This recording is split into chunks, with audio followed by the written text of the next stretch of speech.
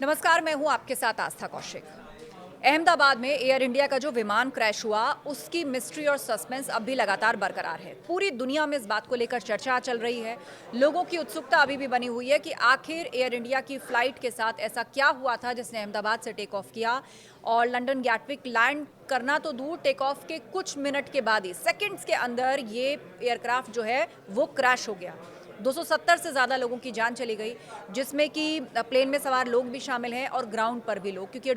Doctors के hostel पर crash हुआ तो वहाँ भी कई डॉक्टर्स जो थे वो मौत के मुंह में समा गए। अब इसका जो डेटा है,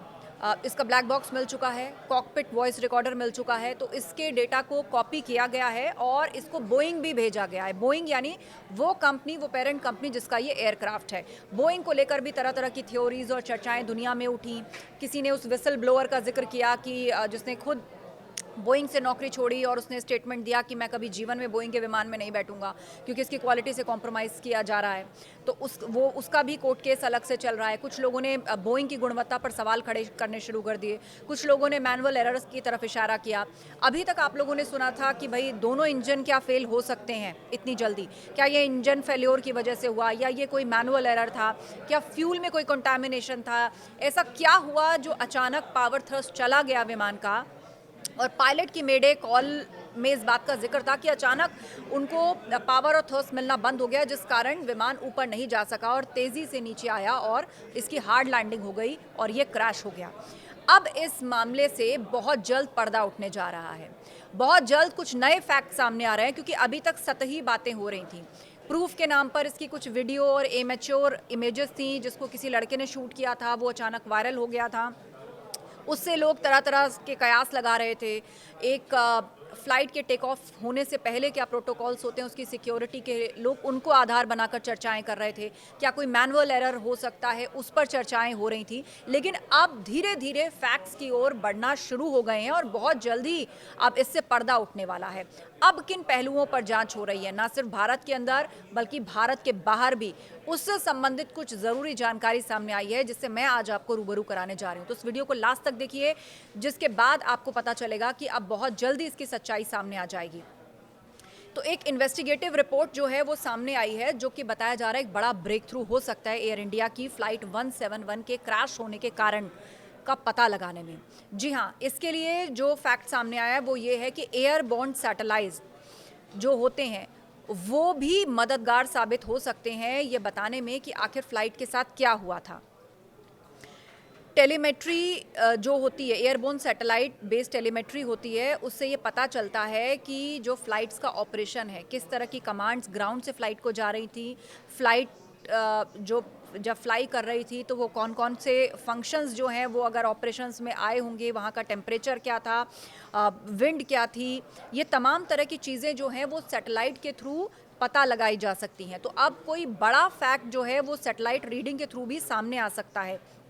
सैटेलाइट बेस्ड टेलीमेट्री जो होती है वो एक ऑटो प्रोसेस होता है जिससे कुछ जानकारियां जुटाई जा सकती हैं कि लास्ट मोमेंट में इस प्लेन ने किस तरह का डेटा ट्रांसमिट किया या ग्राउंड से किस तरह का डेटा आया, मतलब क्या जानकारियां साझा की गई, किस कंडीशन में ये प्लेन पहुंचा, कौन कौन से कमांड्स उस वक्त दिए जा रहे थे, क्या मोड था, वो सारी चीज़ें जो है वो इस सैटेलाइट से पता लगाई जा सकती हैं।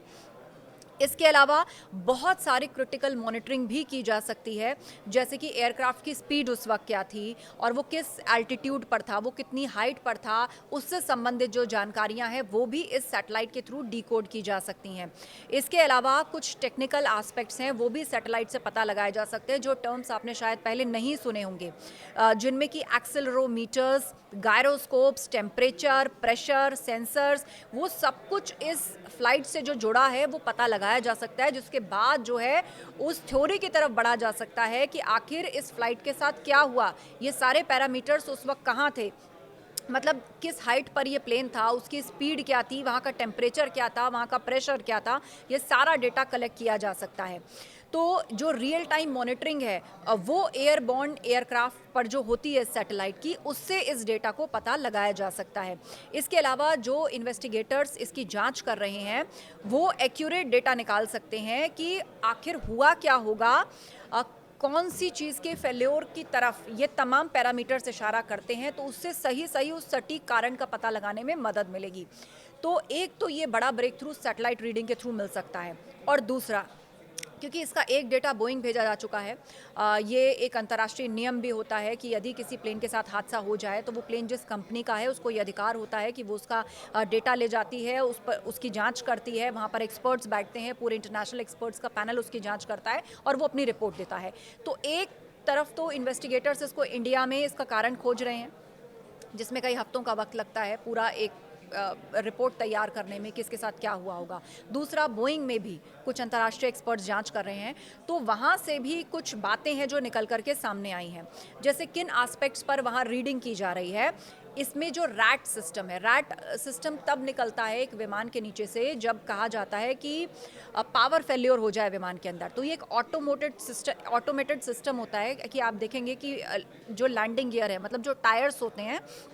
वो अपने आप धीरे धीरे अंदर जाते हैं। 37 फीट के बाद इसका प्रोसेस शुरू हो जाता है। अगर पावर फेल्योर होता है तो विमान के नीचे से ही एक रैट नाम का ऑब्जेक्ट, उसको RAT बोला जाता है, उसका नाम दरअसल है रैम एयर टर्बाइन, वो निकलता है और वो एक टेम्परेरी पावर जनरेट करने में मददगार होता है कि अगर इंजन से पावर नहीं मिल रही है तो रैट के माध्यम से भी थोड़ी पावर जनरेट करके एयरक्राफ्ट को कंट्रोल किया जा सकता है, या उसके लिए कुछ काम किए जा सकते हैं, या कुछ समय और लिया जा सकता है। तो वो रैट सिस्टम जो है वो एक इमेच्योर वीडियो में कोई ऑब्जेक्ट दिख रहा है जिसको लोग मान रहे हैं कि क्या रैट बाहर आ गया था, उस पर एक्सपर्ट्स जो है वो रीडिंग कर रहे हैं कि ऐसा क्या हुआ जो रैट बाहर आ, क्योंकि रैट बाहर आना कॉमन नहीं है। कहा जाता है जब पूरी तरह से पावर फेल्योर हो जाता है, और ये विमान के ऑटोमेटेड सिस्टम में होता है कि रैट बाहर आ जाता है। तो ऐसे में जो रैम एयर टर्बाइन है, क्या कोई मेजर सिस्टम फेल्योर हो गया था जिस कारण ये अपने आप बाहर आया।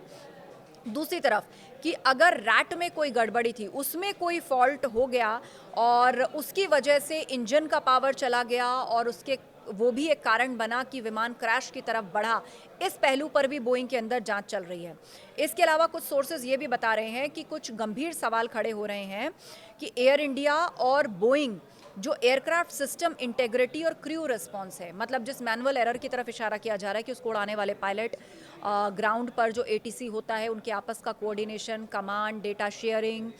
और ये सब कुछ जो होता है, क्या उस पूरे सिस्टम में किसी तरह का कोई एरर आया, कोई कोऑर्डिनेशन मिसमैच हुआ, क्या इसके कारण जो है वो विमान में कोई ऐसी गड़बड़ी आई जिसको हैंडल नहीं किया जा सका। इस पर भी बोइंग के अंदर जांच चल रही है। इसके अलावा सूत्र ये भी बता रहे हैं कि जो लंदन से एक लीगल टीम आई हुई है वो भी इस इन्वेस्टिगेशन का हिस्सा है, और जो US सेफ्टी कंसल्टेंट्स हैं और एविएशन इंजीनियर्स हैं, इन सब का पूरा एक पैनल है। ये सभी लोग मिलकर बोइंग के उस पूरे इन्वेस्टिगेटर्स टीम में हैं, अलग अलग पहलुओं से इसकी जांच कर रहे हैं।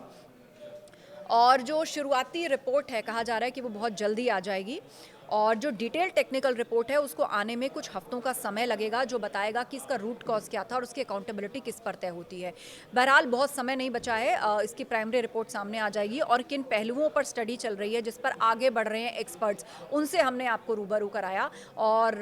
बोइंग की तरफ से भी जिसकी जांच अमेरिका के अंदर चल रही है, वहाँ भी एक्सपर्ट्स कई पहलुओं की ओर इशारा कर रहे हैं, और भारत के अंदर भी इन्वेस्टिगेटर्स लगातार लगे हुए हैं, और यहाँ पर भी उम्मीद की जा रही है कि कुछ हफ्तों के अंदर ये साफ हो जाएगा कि आखिर इस विमान के क्रैश होने की वजह क्या थी। ये किसी तरह की टेक्निकल दिक्कत थी, क्या ये कोई मैनुअल एरर हो सकता है, या कोई आपसी कोऑर्डिनेशन का गैप हो सकता है,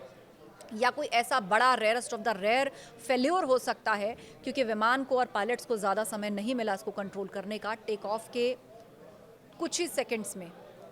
ये ओवरऑल मिनट्स का समय होता है टेक ऑफ से लेकर, और जब पायलट ने मेडे कॉल किया उसके बाद कुछ सेकंड्स के अंदर ये विमान पूरी तरह से क्रैश हो गया और उसमें 270 लोगों की मौत हो गई।